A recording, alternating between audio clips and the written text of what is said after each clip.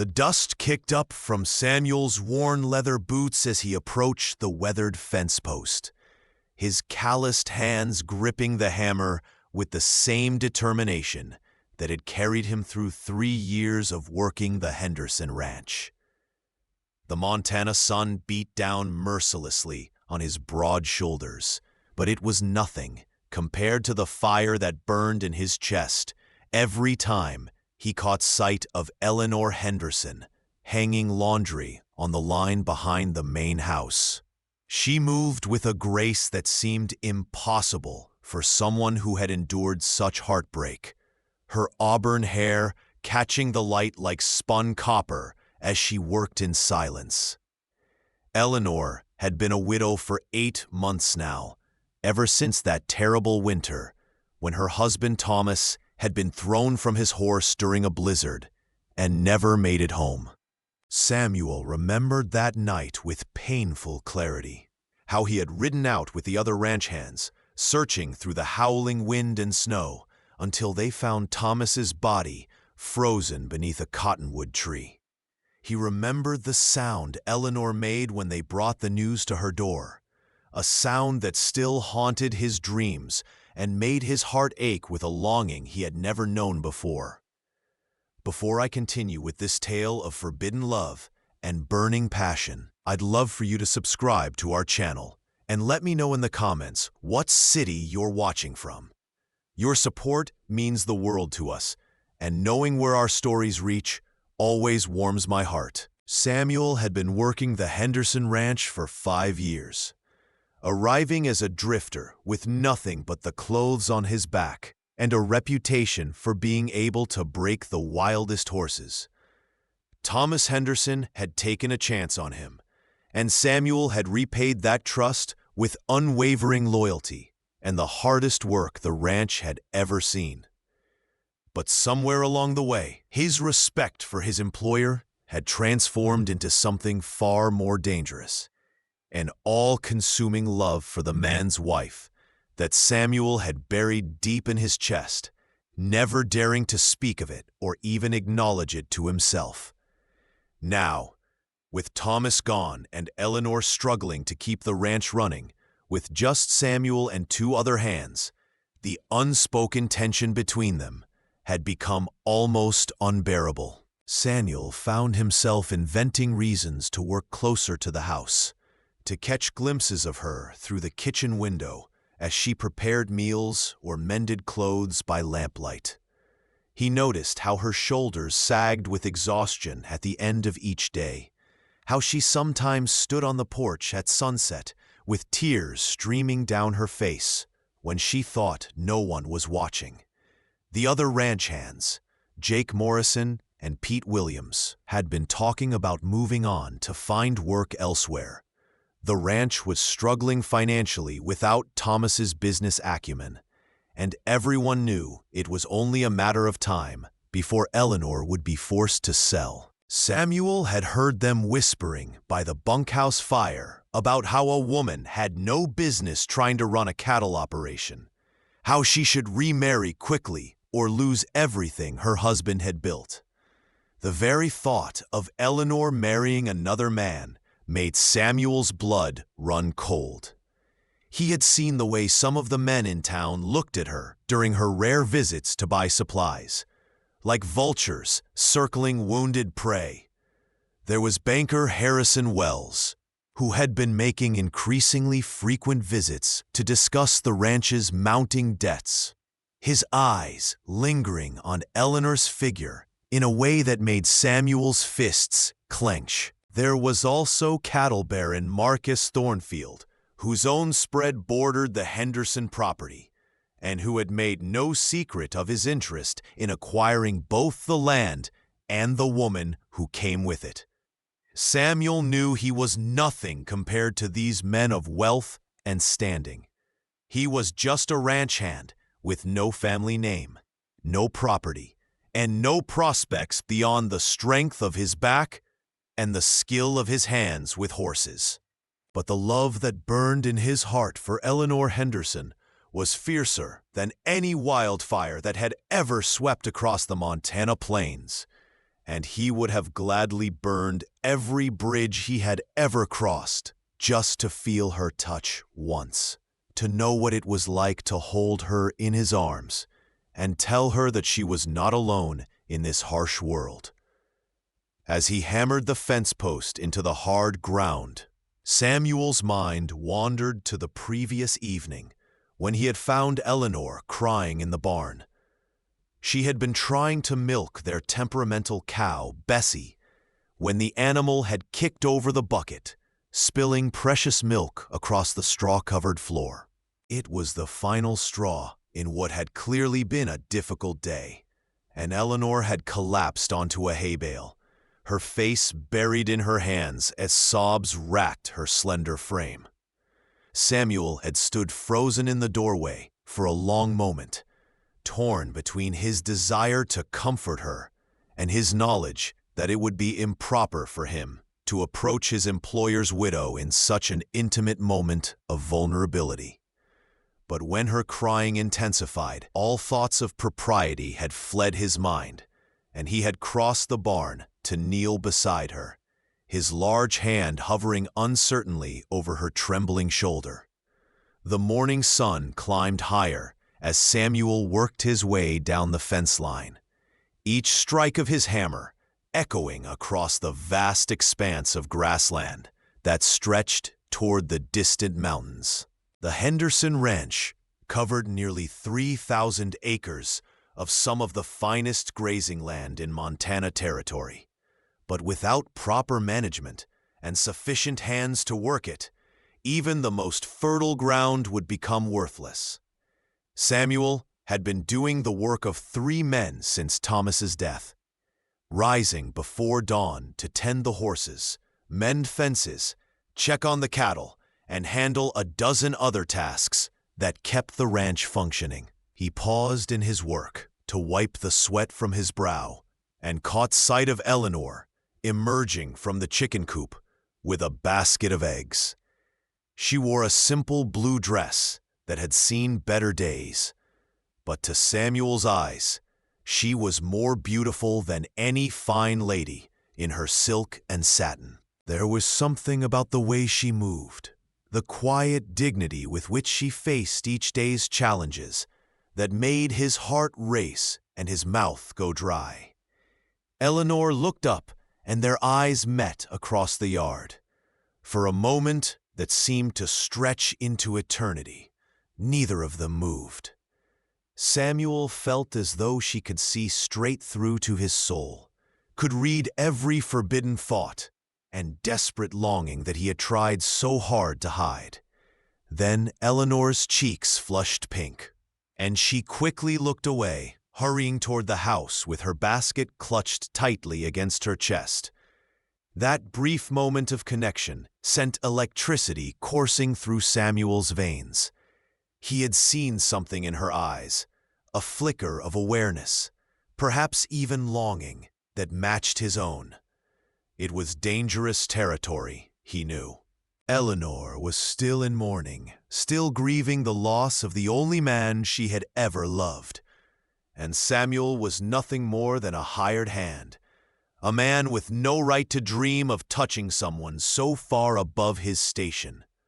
But as he returned to his work, driving the fence posts deep into the Montana soil, Samuel couldn't shake the feeling that something had shifted between them.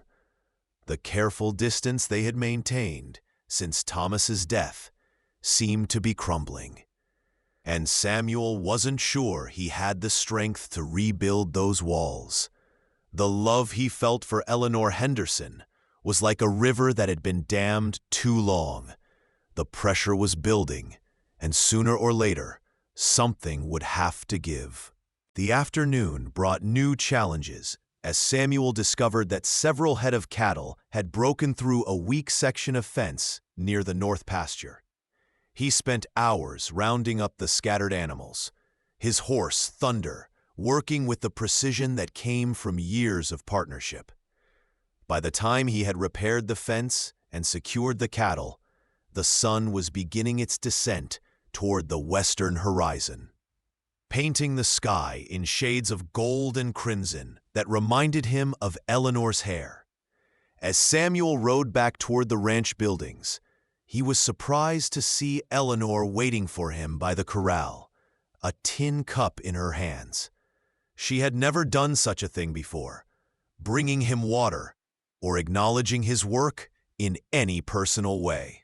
Their interactions had been strictly professional since Thomas's death, limited to discussions of ranch business and the occasional polite greeting. "You've been working hard today," Eleanor said as Samuel dismounted, her voice soft and slightly uncertain. "I thought you might be thirsty." Samuel accepted the cup with hands that trembled slightly, careful not to let his fingers brush against hers. The water was cool and sweet, but it was nothing compared to the sweetness of having Eleanor's attention focused solely on him. "Thank you, Mrs. Henderson. That's very kind of you." "Eleanor," she said quietly, her green eyes meeting his. "You can call me Eleanor, Samuel. I think we've moved beyond such formalities, don't you?" The sound of his name on her lips sent a shiver down Samuel's spine. He had dreamed of hearing her say it with such intimacy, had imagined what it would sound like whispered in passion or spoken with love. "Eleanor," he repeated, testing the name on his tongue like a prayer. They stood in comfortable silence for a moment, watching as the last rays of sunlight painted the mountains in shades of purple and gold. Samuel was acutely aware of Eleanor's presence beside him, of the way her dress rustled in the evening breeze, and the faint scent of lavender that seemed to follow her wherever she went. "Samuel," Eleanor said finally, her voice barely above a whisper, "I need to ask you something, and I need you to be honest with me." Samuel's heart began to pound. Had she somehow discovered his feelings? Was she about to dismiss him from the ranch? "Of course," he managed to say, though his throat felt dry as dust. Eleanor took a deep breath, as if gathering her courage. "The other hands, Jake and Pete, they're planning to leave, aren't they?" Relief flooded through Samuel, followed quickly by concern. If Eleanor knew that Jake and Pete were planning to abandon the ranch, she would also know how desperate their situation had become. "Yes," he said simply, "they are." Eleanor nodded, her expression sad but unsurprised. "I thought as much. They've been avoiding me lately, and I can see it in their faces when they think I'm not looking. They think the ranch is doomed." "What they think doesn't matter," Samuel said fiercely, surprising himself with the intensity of his response. "This ranch can survive. It can thrive. It just needs—" "What?" Eleanor asked, turning to face him fully. "What does it need, Samuel?" Samuel looked into her eyes and saw not just a grieving widow, but a strong woman who was fighting to preserve everything her husband had built. He saw intelligence and determination, courage and grace. And in that moment, he made a decision that would change everything. "It needs someone who believes in it," he said. "Someone who's willing to fight for it. Someone who won't give up when things get difficult." "And you think I'm that someone?" Eleanor asked, a note of hope creeping into her voice. "I know you are," Samuel replied without hesitation. "And I'll be right here beside you for as long as you'll have me." The words hung in the air between them, loaded with meaning that went far beyond the simple promise of continued employment. Eleanor's eyes widened slightly, and Samuel saw her lips part as if she wanted to say something. But before either of them could speak, the sound of approaching hoofbeats broke the spell. Marcus Thornfield rode into the yard on his magnificent black stallion, his expensive clothes and confident bearing a stark contrast to Samuel's work-worn appearance. The cattle baron's eyes immediately found Eleanor, and his smile was predatory as he dismounted and approached them. "Mrs. Henderson," Thornfield said, tipping his hat with exaggerated courtesy. "I hope I'm not interrupting anything important." Samuel felt his jaw clench as Thornfield's gaze flicked dismissively over him before returning to Eleanor. The man's implication was clear. What could a mere ranch hand possibly have to discuss with a lady that would be considered important?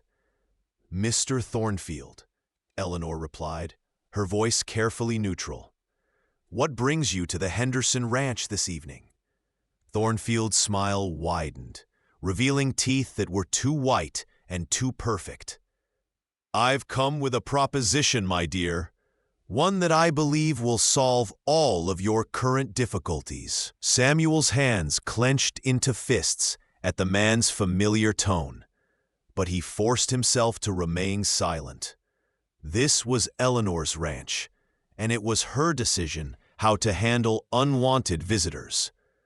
But every instinct he possessed was screaming at him to step between Eleanor and this man who looked at her like she was a prize to be won. "I'm listening," Eleanor said, though Samuel could hear the reluctance in her voice. Thornfield glanced meaningfully at Samuel. "Perhaps we could speak privately? This is a matter of some delicacy." "Anything you have to say to me can be said in front of Samuel," Eleanor replied firmly. "He's my ranch foreman." Samuel's heart swelled with pride at Eleanor's words, even though he knew the title was more honorary than official. But the fact that she had claimed him had made it clear that she valued his presence, and his opinion meant more to him than any amount of money. Thornfield's expression darkened slightly, but he maintained his practiced smile. "Very well, Mrs. Henderson. I'm prepared to make you an offer for your ranch, a generous offer that would allow you to relocate somewhere more suitable for a woman in your position." "And what position is that, Mr. Thornfield?" Eleanor asked, her voice taking on a dangerous edge. "Why, that of a widow, of course," Thornfield replied, seemingly oblivious to the offense he was causing. "A beautiful woman like yourself shouldn't be struggling to manage a failing ranch. You should be in a comfortable home, perhaps in San Francisco or Denver, where you could find a new husband worthy of your charms." Samuel saw red, the casual way Thornfield dismissed Eleanor's capabilities, the assumption that she was nothing more than a pretty ornament in need of a man's protection, made his blood boil. But before he could speak, Eleanor stepped forward, her green eyes flashing with anger. "Mr. Thornfield," she said, her voice deadly quiet, "this ranch is not failing, and I am not some helpless creature in need of rescue. My husband built something beautiful here, and I intend to honor his memory by continuing his work." Thornfield's mask of civility slipped slightly. "Mrs. Henderson, please be reasonable. You have no experience running a cattle operation. Your debts are mounting, your hands are abandoning you, and winter is coming. How do you expect to survive?" "The same way my husband did," Eleanor replied, "with hard work, determination, and the help of people who believe in what we're building here." Her eyes found Samuel's as she spoke, and he felt his heart stop. There was something in her gaze that went beyond gratitude or professional respect. It was trust, pure and simple, and perhaps something even deeper. Thornfield followed Eleanor's gaze, and his expression grew ugly. "You can't be serious. You're going to trust your future to a drifter? A man with no name and no prospects? I'm going to trust my future to a man who has proven his loyalty and his worth through his actions," Eleanor said firmly. "Something that can't be bought with money or intimidation." Samuel felt as though his chest might burst with pride and love. Eleanor was defending him, standing up to one of the most powerful men in the territory on his behalf. It was more than he had ever dared to hope for.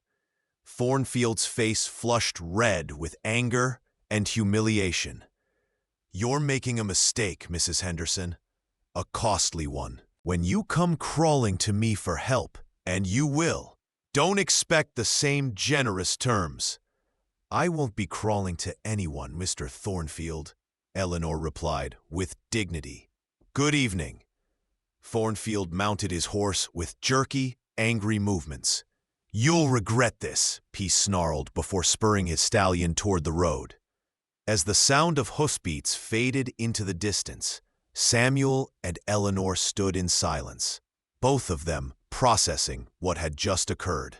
The confrontation had changed something between them, had brought their unspoken feelings closer to the surface. "Eleanor," Samuel said softly, "you didn't have to do that. You didn't have to defend me." Eleanor turned to face him, and Samuel was surprised to see tears glistening in her eyes. "Yes, I did," she whispered, "because you're the only person who's never asked me to be anything other than what I am. You've never tried to rescue me, or change me, or convince me that I'm not strong enough to handle my own life."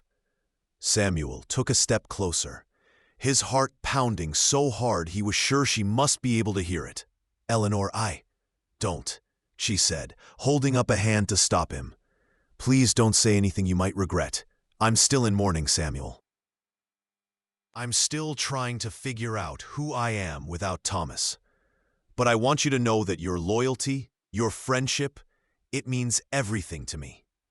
Samuel nodded, understanding the boundaries she was setting, even as his heart ached with longing. "I'll be here," he said simply, "for as long as you need me." Eleanor smiled through her tears. "I know you will, and Samuel, thank you for believing in me." As she walked toward the house, Samuel remained by the corral, watching until she disappeared through the front door. The evening air was growing cool, and the first stars were beginning to appear in the darkening sky. But Samuel felt as though he was burning from the inside out, consumed by a love that grew stronger with each passing day. He thought about Thornfield's words, about the challenges that lay ahead. The man was right about some things. Winter was coming, money was tight, and the ranch was struggling. But he was wrong about Eleanor. She was stronger than any of them realized, and Samuel would do whatever it took to help her prove it. As Samuel made his way to the bunkhouse, he made a silent vow. He would find a way to save the Henderson Ranch, not just for Eleanor's sake, but for the memory of the man who had given him a chance when no one else would. And maybe, just maybe, if he proved himself worthy, Eleanor might someday see him as more than just a loyal ranch hand. The next morning brought an unexpected visitor that would change everything. Samuel was in the barn, grooming Thunder and preparing for another day of fence repairs, when he heard the sound of multiple horses approaching the ranch. Through the barn door, he could see a small group of riders making their way up the dusty road. 3 men in travel-worn clothes leading a string of pack horses. Eleanor emerged from the house, wiping her hands on her apron as she watched the strangers approach. Samuel quickly finished with Thunder and stepped out of the barn, positioning himself where he could reach Eleanor quickly if needed. In this remote part of Montana Territory, unexpected visitors could mean anything from traveling merchants to dangerous outlaws. The lead rider was a man in his 50s with graying hair and kind eyes. He dismounted with the careful movements of someone who had spent long hours in the saddle and approached Eleanor with his hat in his hands. "Ma'am," he said respectfully, "I'm looking for Mrs. Eleanor Henderson. I'm James Mitchell, and I have some information about her late husband that I believe she'll want to hear." Samuel felt Eleanor tense beside him. Any mention of Thomas still caused her pain, and the arrival of a stranger claiming to have information about her dead husband was bound to stir up difficult emotions. "I'm Eleanor Henderson," she said, her voice steady despite the uncertainty in her eyes. "What kind of information?" Mitchell glanced at his companions, then back at Eleanor. "Ma'am, it might be better if we could speak privately. What I have to tell you, well, it's going to come as quite a shock." Samuel stepped forward slightly, making his presence known. "Mrs. Henderson doesn't meet with strangers alone," he said firmly. "Whatever you have to say, you can say it in front of me." Mitchell studied Samuel for a moment, taking in his protective stance and the way Eleanor didn't object to his presumption. "You're the ranch foreman?" "He is," Eleanor said before Samuel could respond. "And I trust him completely. Please, Mr. Mitchell, tell me what you've come all this way to say." Mitchell nodded and reached into his saddlebag, withdrawing a leather portfolio. "Mrs. Henderson, your husband saved my life 5 years ago. I was being robbed by bandits outside of Denver when Thomas came along and drove them off. We became friends, and he told me about his ranch, about his beautiful wife, about his dreams for the future." Eleanor's eyes filled with tears at the mention of Thomas's dreams. Samuel ached to comfort her, but maintained his position, ready to support her in whatever way she needed. "Thomas also told me something else," Mitchell continued. "He told me that if anything ever happened to him, I should come find you and give you this." He held out the portfolio. "He made me promise, Mrs. Henderson. Said it was insurance for your future." With trembling hands, Eleanor accepted the portfolio and opened it. Samuel watched as her eyes widened in shock, her face going pale as she stared at the contents. "What is it?" Samuel asked, moving closer. Eleanor looked up at him, her expression a mixture of disbelief and hope. It's a deed to a silver mine in Colorado, and a letter from the mining company stating that the mine has been producing steadily for the past 2 years." Mitchell smiled. "Your husband was a smart man, Mrs. Henderson. He invested in that mine when it was nothing but a hole in the ground and a prayer. The mining company has been sending his share of the profits to a bank in Denver, waiting for him to claim them." "How much?" Eleanor whispered. "According to the latest statement in there, nearly $15,000, Mitchell replied. "And that's just what's been accumulating. The mine is still producing, which means there will be more." Samuel felt his knees go weak. $15,000 was more money than most people saw in a lifetime. It was enough to pay off all the ranch's debts, hire more hands, buy new equipment, and secure Eleanor's future for years to come. Eleanor sank down onto the porch steps, the portfolio clutched against her chest. "I can't believe it," she murmured. "Thomas never said anything about a mine. He never mentioned." "He wanted it to be a surprise," Mitchell explained gently. "He planned to tell you about it on your 10th wedding anniversary. He said he wanted to give you the security of knowing that no matter what happened, you'd never have to worry about money again." Tears were streaming down Eleanor's face now, but they were tears of relief and gratitude rather than grief. "He was always trying to take care of me," she said softly. Even after Samuel knelt beside her on the steps, his heart breaking for the pain she was experiencing even in the midst of this miraculous news. "He loved you," he said quietly. "This proves how much he loved you." Eleanor looked at him through her tears, and Samuel saw something shift in her expression. "He did love me," she agreed. But Samuel, don't you see what this means? The ranch is saved. We can pay off the debts, hire more hands, make all the improvements we've been dreaming about. The word "we" sent a thrill through Samuel's heart. Eleanor was including him in her plans, treating him as a partner rather than just an employee. It was more than he had dared to hope for. Mitchell cleared his throat gently. "Mrs. Henderson, there's one more thing. The mining company has been looking for Thomas for months. They want to discuss expanding operations, which could mean even more money. But they need the owner's signature on some documents." "I'll need to travel to Denver," Eleanor said, her mind already working through the logistics. "I'll come with you," Samuel said immediately. "You shouldn't make that journey alone."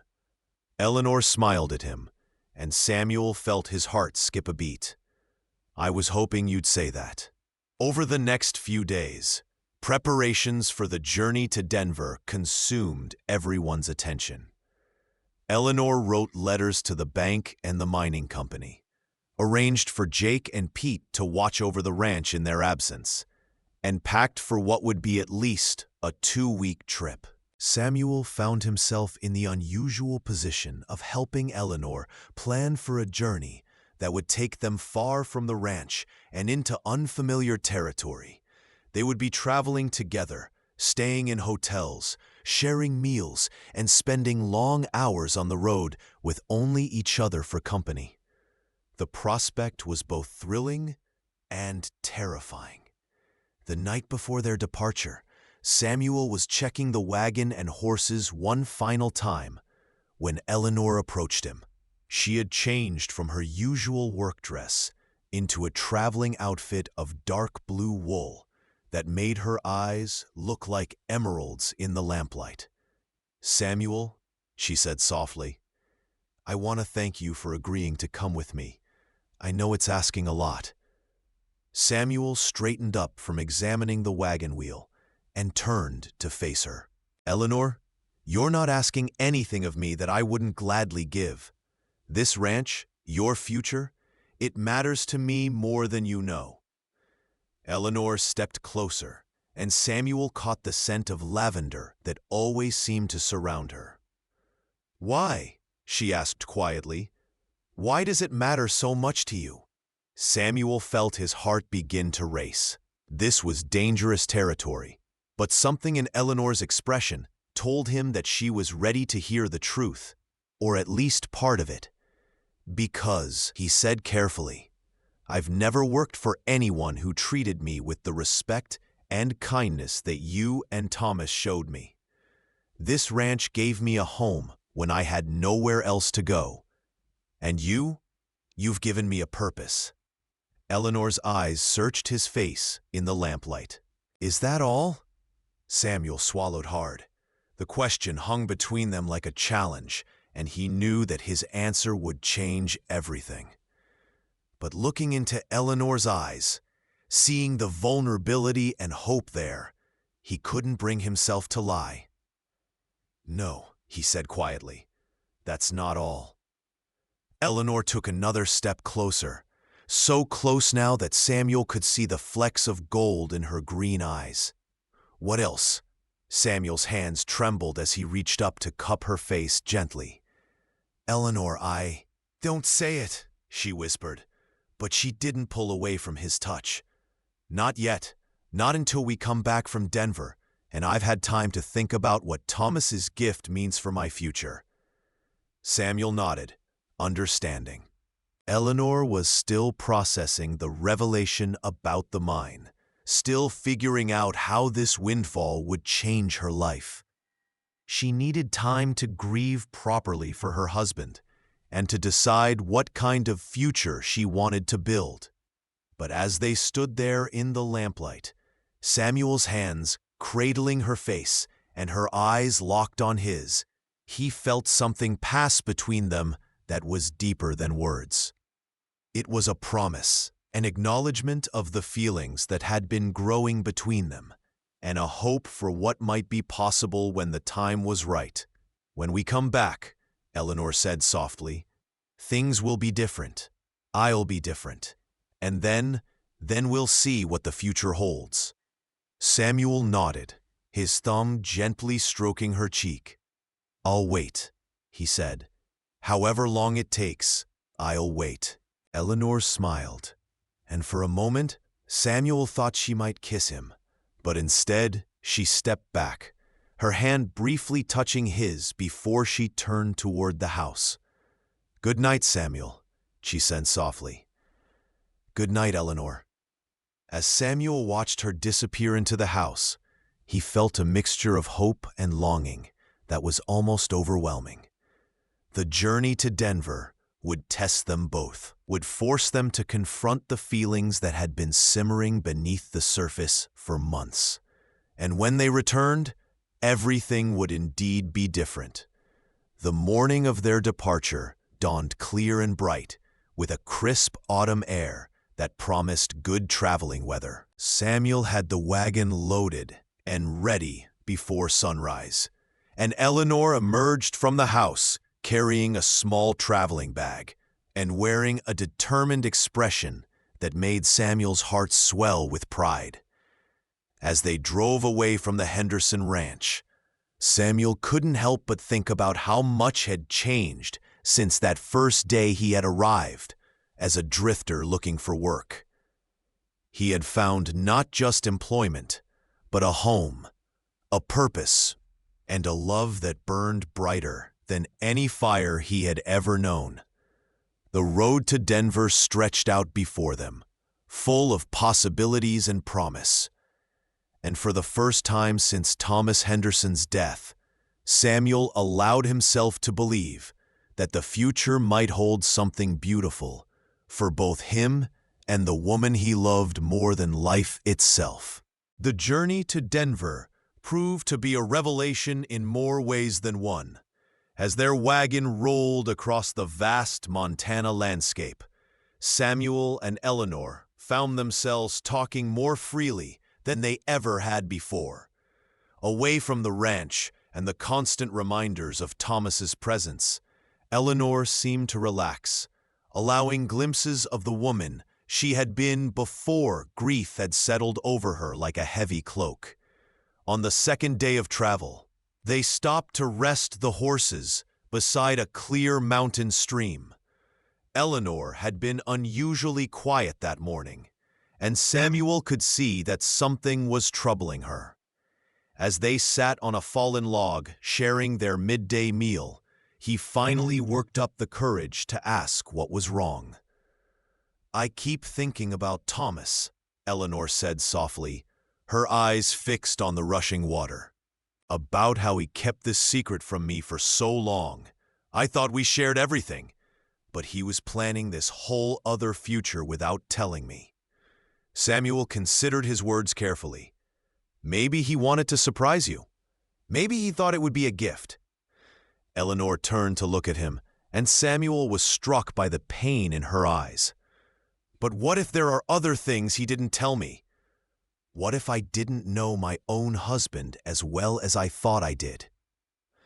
"Eleanor," Samuel said gently, "every person has private thoughts, private dreams. That doesn't mean Thomas loved you any less, or that your marriage wasn't real." "How can you be so sure?" Eleanor asked, her voice barely above a whisper. Samuel reached out and took her hand, marveling at how small and delicate it felt in his rough, calloused palm. "Because I saw the way he looked at you. Every day for 3 years, I watched that man light up whenever you entered a room. I saw how he worried about you when you were sick, how he worked himself to exhaustion to build something worthy of you. A man doesn't do those things unless he loves completely." Eleanor's eyes filled with tears, but she didn't pull her hand away. "You really believe that?" "I know it," Samuel said firmly. "And I think Thomas kept the mine a secret because he wanted to give you security, not because he was hiding something from you. He wanted to know that no matter what happened to him, you'd be taken care of." Eleanor was quiet for a long moment, processing Samuel's words. Finally, she squeezed his hand gently. "Thank you," she said. "I needed to hear that." As they continued their journey, Samuel found himself sharing stories from his own past that he had never told anyone.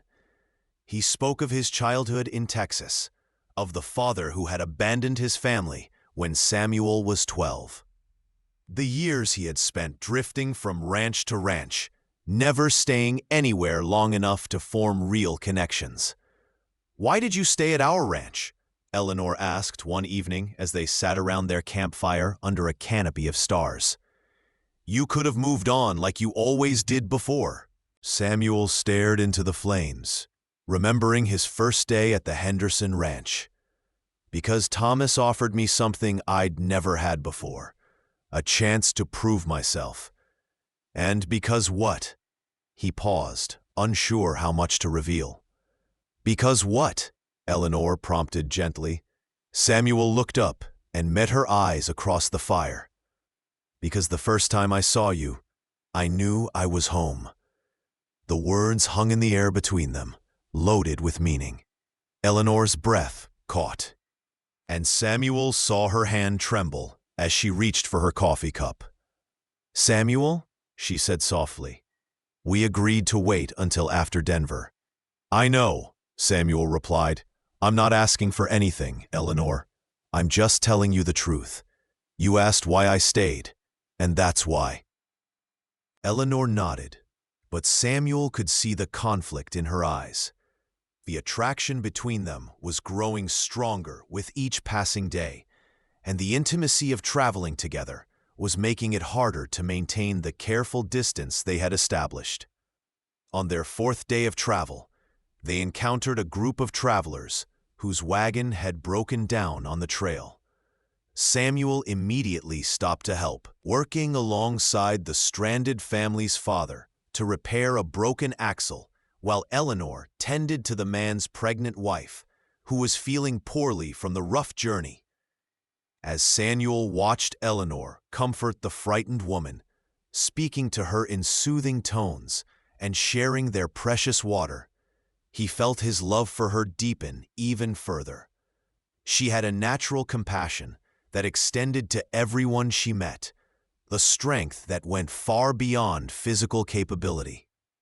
"Your wife is an angel," the stranded traveler told Samuel as they worked together.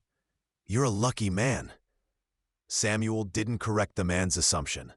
For a few precious hours, he allowed himself to imagine what it would be like if Eleanor really were his wife, if they were traveling together as partners in life rather than employer and employee. When they finally reached Denver, Samuel was amazed by the size and bustle of the city. He had spent most of his life in small towns and remote ranches, and the noise and crowds were overwhelming. But Eleanor seemed to thrive in the urban environment, her confidence growing as she navigated the business meetings with the mining company and the bank. Samuel accompanied her to every meeting, partly for protection and partly because Eleanor insisted she valued his opinion. He watched with pride as she negotiated with shrewd businessmen, holding her own in discussions about mining operations and profit margins. The grieving widow who had struggled to manage a failing ranch was transforming before his eyes into a formidable businesswoman. The mining company officials were impressed with Eleanor's intelligence and business acumen. They offered her a partnership deal that would increase her profits significantly while requiring minimal involvement on her part. The bank manager, initially skeptical about dealing with a woman, quickly changed his tune when he saw the size of Eleanor's account and her clear understanding of financial matters. On their final night in Denver, Eleanor suggested they celebrate their successful trip with dinner at the city's finest restaurant. Samuel protested that he didn't have appropriate clothes for such an establishment, but Eleanor insisted, purchasing him a new suit from a local tailor. As Samuel looked at himself in the hotel mirror, dressed in fine wool and polished boots, he barely recognized the man staring back at him. For the first time in his life, he looked like someone who might be worthy of a woman like Eleanor Henderson. The restaurant was elegant, beyond anything Samuel had ever experienced, with crystal chandeliers, white tablecloths, and waiters in formal attire. But his attention was focused entirely on Eleanor, who had dressed for the occasion in an emerald green gown that made her eyes sparkle like jewels.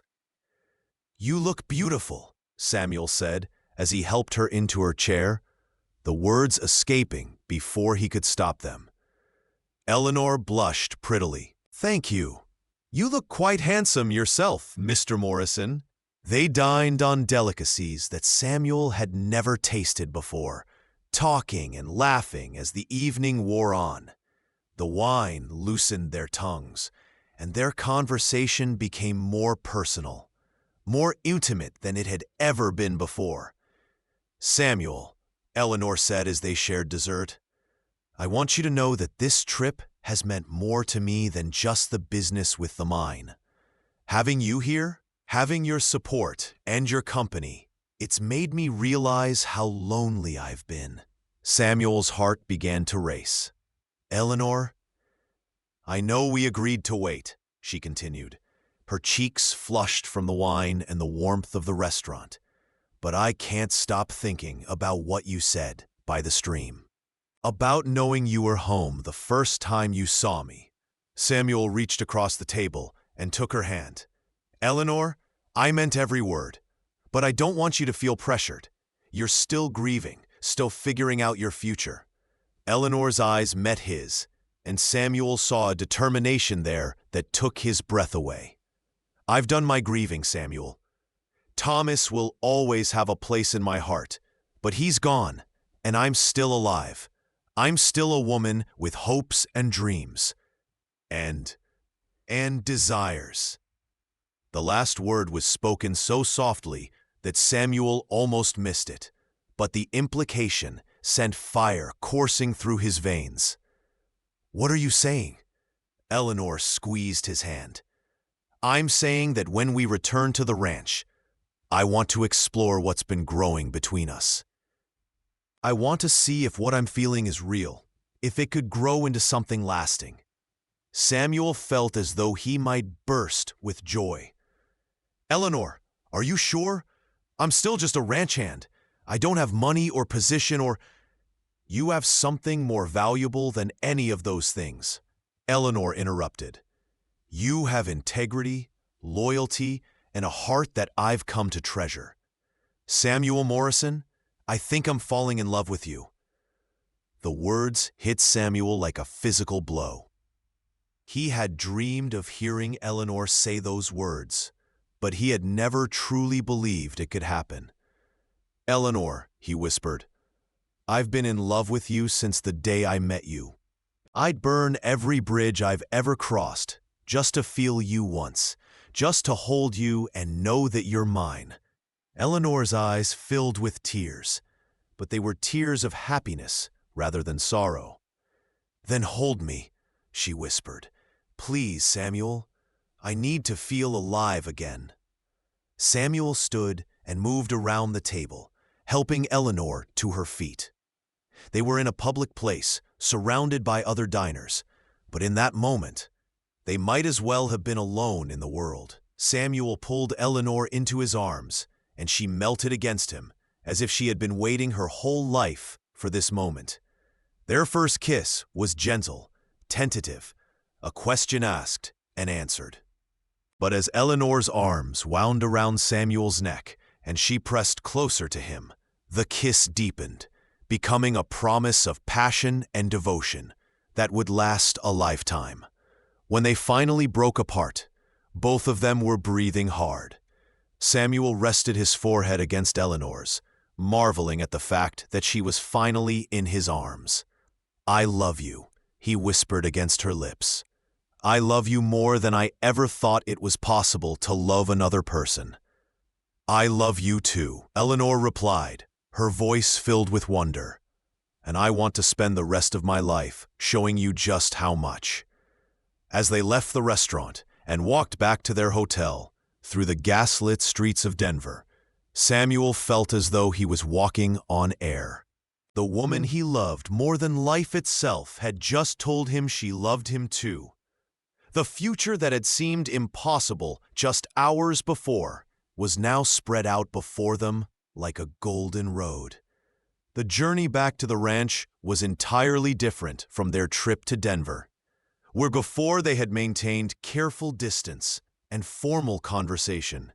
Now they traveled as lovers, stealing kisses when they stopped to rest the horses and talking late into the night about their dreams for the future.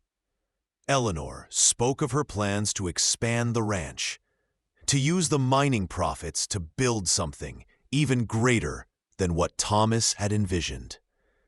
Samuel shared his ideas for improving the breeding program and expanding into new markets. But more than business plans, they talked about their hopes for a life together, about the family they might build and the love they would nurture. On their last night on the trail, as they sat by their campfire under a blanket of stars, Eleanor moved from her bedroll to sit beside Samuel. He wrapped his arms around her, and she nestled against his chest with a contented sigh. "Are you sure about this?" Samuel asked softly, pressing a kiss to the top of her head. "Are you sure you want to build a life with a man like me?" Eleanor tilted her head back to look at him, her eyes reflecting the firelight. "Samuel Morrison, you are the finest man I've ever known. You're honest, hardworking, loyal, and kind. You've stood by me through the darkest period of my life, and you've never asked for anything in return. If that's not the kind of man I want to spend my life with, then I don't know what is." Samuel's throat tightened with emotion. "I promise you, Eleanor, I'll spend every day of my life trying to be worthy of your love."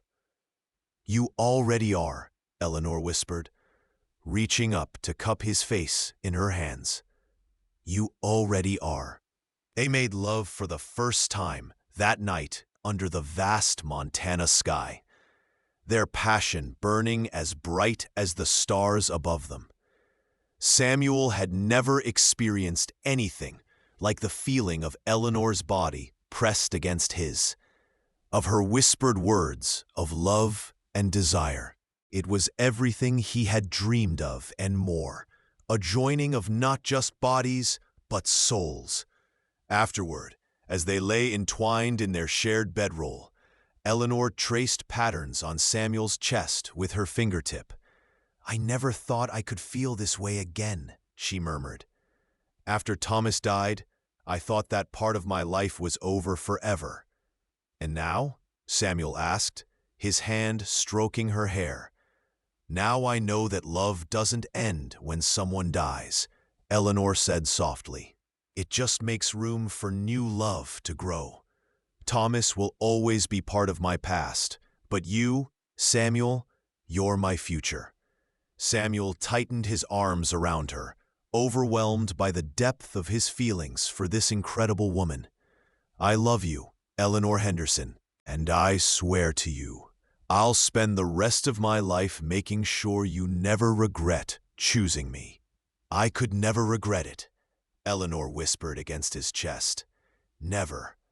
As dawn broke over the Montana landscape, Samuel and Eleanor began the final day of their journey home. But they were no longer the same people who had left the ranch 2 weeks earlier.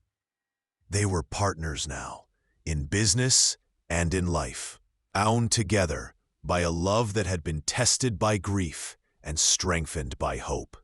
When the familiar buildings of the Henderson Ranch came into view, Samuel felt a surge of emotion that nearly overwhelmed him.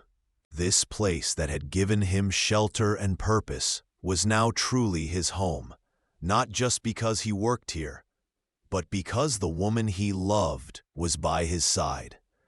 Eleanor reached over and took his hand as they drove up the dusty road.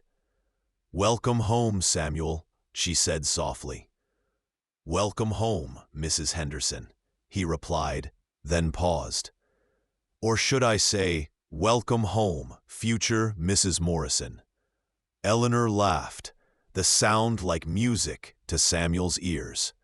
"I like the sound of that," she said. "Mrs. Eleanor Morrison. Yes, I like that very much." As they pulled up in front of the ranch house, Jake and Pete emerged from the barn, their faces showing relief at their safe return. Samuel helped Eleanor down from the wagon, and she immediately began asking about the ranch, the cattle, and any problems that might have arisen in their absence.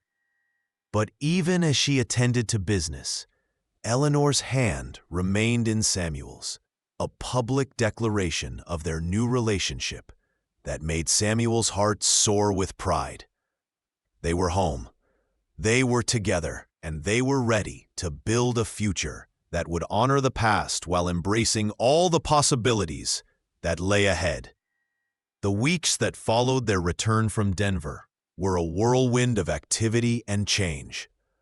Eleanor wasted no time in implementing her plans for the ranch, using the mining profits to pay off all outstanding debts and hire additional hands. Samuel found himself officially promoted to ranch foreman, a position that came with increased responsibilities and a salary that reflected his new status. But the most significant change was in Samuel and Eleanor's relationship. They made no secret of their love for each other. And while some of the neighboring ranchers raised eyebrows at the speed with which the widow had moved on, most people could see that their affection was genuine and deep. Marcus Thornfield, predictably, was furious when he learned of Eleanor's newfound wealth and her relationship with Samuel. He made several attempts to cause trouble, spreading rumors about impropriety and suggesting that Samuel had somehow manipulated Eleanor for his own gain. But Eleanor faced down the gossips with the same courage she had shown in facing down Thornfield himself, making it clear that she had chosen Samuel freely and would not tolerate any disrespect toward the man she loved. The ranch prospered under their joint management. Eleanor's business acumen, combined with Samuel's practical knowledge and work ethic, created a partnership that was both personally and professionally successful. They expanded the cattle operation, improved the breeding stock, and began construction on a new barn that would double their capacity. As winter approached, Samuel and Eleanor announced their engagement, planning a spring wedding that would unite them officially in the eyes of God and the law. The announcement was met with celebration from their friends and workers, who had watched their love story unfold with approval and affection. On a crisp December evening, as snow began to fall outside the ranch house windows, Samuel and Eleanor sat before the fireplace, planning their wedding and their future. Eleanor was curled up against Samuel's side, her head resting on his shoulder as they discussed everything from the guest list to their honeymoon plans. "I want to invite James Mitchell," Eleanor said, referring to the man who had brought them news of the mine. "If it weren't for him, none of this would have been possible." Samuel pressed a kiss to her hair. "That's a wonderful idea. He'll be honored to attend." They sat in comfortable silence for a while, watching the flames dance in the fireplace and listening to the wind whistle around the house. Samuel marveled at how content he felt, how complete his life had become since Eleanor had entered it. "Samuel," Eleanor said softly, "do you ever think about Thomas, about what he would think of us being together?" Samuel considered the question carefully. It was something he had wondered about himself, especially in the early days of their relationship. "I think," he said finally, "that Thomas loved you enough to want you to be happy. I think he would want you to find love again, to build a new life that honors his memory while still allowing you to move forward." Eleanor tilted her head to look at him. "Do you really believe that?" "I do," Samuel said firmly. "And I think he would approve of me, because he knew I would protect you and cherish you the way you deserve to be cherished." Eleanor's eyes filled with tears, but they were tears of gratitude rather than sadness. "I love you, Samuel Morrison. I love you for your strength, your kindness, your unwavering loyalty. But most of all, I love you for helping me believe in happiness again."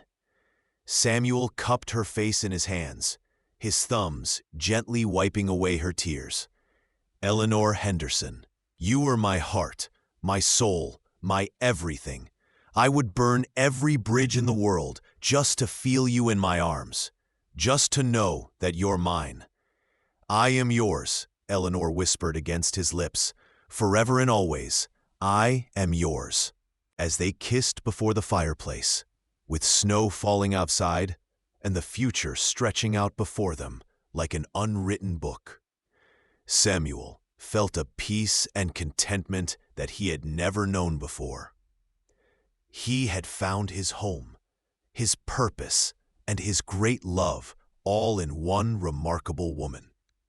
The ranch hand, who had arrived with nothing but the clothes on his back, had become a man of substance and respect, not through wealth or position, but through the transformative power of love. And the widow who had thought her life was over had discovered that sometimes the greatest love stories begin not with first sight, but with second chances. Outside, the Montana wind sang through the pine trees, carrying with it the promise of spring and new beginnings. Inside the warm ranch house, two hearts beat as one, bound together by a love that had overcome grief, defied convention, and proved that sometimes the most beautiful flowers bloom in the ashes of loss. Samuel Morrison had indeed burned every bridge to feel Eleanor Henderson's love, and in doing so, he had built something far more valuable. A future filled with hope, happiness, and a love that would last for all eternity.